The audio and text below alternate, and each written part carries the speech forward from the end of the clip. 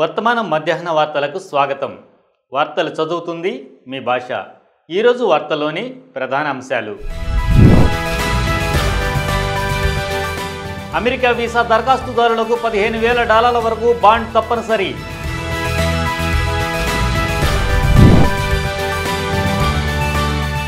రష్యాపై దూకుడు, ట్రంప్ మళ్లీ U turn.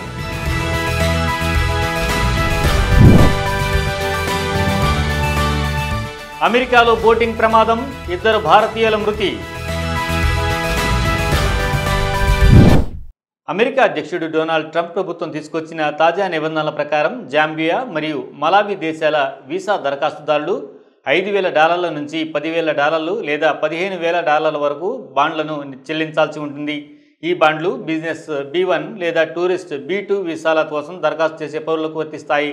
State department మంగళవారం తన వెబ్సైట్లో జారీ చేసిన ప్రకటనలో తెలిపిన ప్రకారం 2025 ఆగస్టు 20 నుంచి ప్రారంభమయ్యే ఈ పైలట్ ప్రోగ్రాం 2026 ఆగస్టు 5 వరకు అమల్లో ఉంటుంది. దీనిలో భాగంగా జాంబియా లేదా మలావి పాస్పోర్ట్ కలిగిన వ్యక్తి B1, B2 వీసాకు అర్హత కలిగి ఉంటే వీసా ఇంటర్వ్యూ సమయంలో నిర్ణయించిన బాండ్ మొత్తాన్ని చెల్లించాల్సి ఉంటుంది అని చెప్పారు.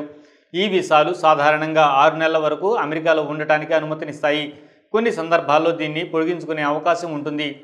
స్టేట్ డిపార్ట్మెంట్ ప్రకారం ఈ నిబంధనలు, ఆదేశాలను ఆ దేశాలకు ఏ దేశాలకు వర్తించాలో నిర్ణయించే క్రమంలో వీసా మించిపోయిన వారిలో అధిక శాతం ఉన్న దేశాలు సక్రమ స్క్రీనింగ్, వెయిటింగ్ లోపాలు, నివాస అర్హత లేకుండానే పౌరసత్వం పొందే అవకాశాలపై ఆందోళనలు, విదేశాంగ విధాన పరిగణనలు వంటి అంశాల ఆధారంగా ఎంపిక చేస్తారు.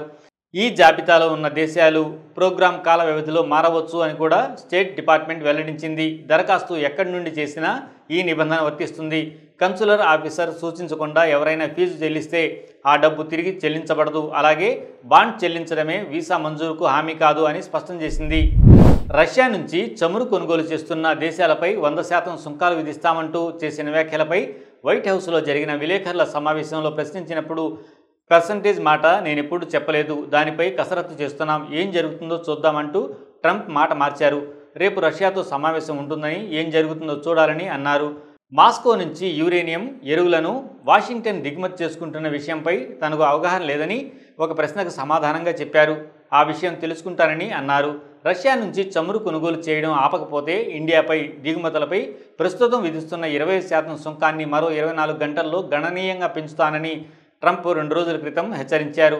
దీనికి భారత్ ధీటుగా జవాబిచ్చింది. న్యాయ సమ్మతం, హేతుబద్ధం కాని చర్యగా దీనిని పేర్కొంది. ఉక్రెయిన్ యుద్ధం 2022లో ప్రారంభం కావడంతో సాంప్రదాయక సరఫరాలు యూరప్కు మళ్లించిన కారణంగా రష్యా నుంచి క్రూడ్ ఆయిల్ దిగుమతి చేసుకుంటున్నట్టు విదేశాంగ శాఖ ఒక ప్రకటనలో తెలిపింది. అమెరికా సుంకాలపై కేంద్ర వాణిజ్య పరిశ్రమల శాఖ మంత్రి పీయూష్ గోయల్ సైతం గత వారం పార్లమెంట్లో వివరణ ఇచ్చారు. భారతదేశ ప్రయోజనాల పరిరక్షణకు అవసరమైన అన్ని చర్యలను కేంద్ర ప్రభుత్వం తీసుకుంటుందని స్పష్టం చేశారు. అమెరికాలో ఆగస్టు 3న జరిగిన విషాదకర బోటింగ్ ప్రమాదంలో 2 భారతీయులు మృతి చెందారు. ఈ ఘటన అరిజోనా రాష్ట్రంలోని కొలరాడో నదీ తీరంలో టొపాక్ ఘాట్ సమీపంలో జరిగింది. సంఘటన వివరాలు: ప్రమాదంలో మృతి చెందిన వారు టెంపే, అరిజోనా నివాసి అనూప్ గంకడి మరియు మిల్పిటాస్, కాలిఫోర్నియా నివాసి వెంకట్ ముక్కాలాగా గుర్తించారు. ఆ ప్రమాదం జరిగిన రోజు ముగ్గురు కలిసి ఒక పాంటూన్ బోట్ అనగా వినోద పర్యటన కోసం ఉపయోగించే బోటు అద్దెకు తీసుకున్నారు. కొద్దిసేపటి తర్వాత వేడిని తగ్గించుకునేందుకు ముగ్గురు నీటిలోకి దిగి ఈతకు దిగారు. అయితే త్వరలోనే వాళ్ళిద్దరూ నీటిలో తేలకపోవడంతో ఒడ్డునకు చేరాలనే ప్రయత్నంలో చిక్కుకుపోయారు. వారితో ఉన్న 3వ వ్యక్తి మాత్రం తక్షణమే ఒడ్డు వైపుకు ఈదేసి ప్రాణాలు దక్కించుకున్నాడు.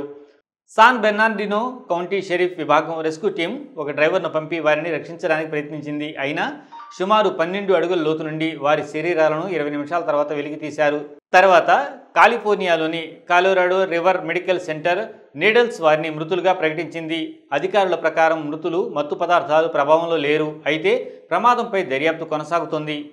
ఈ వార్తలు ఇంతటితో సమాప్తం. మరిన్ని విశేషాలతో మళ్ళీ మీ ముందుంటాం. అంతవరకు సెలవు. ధన్యవాదాలు.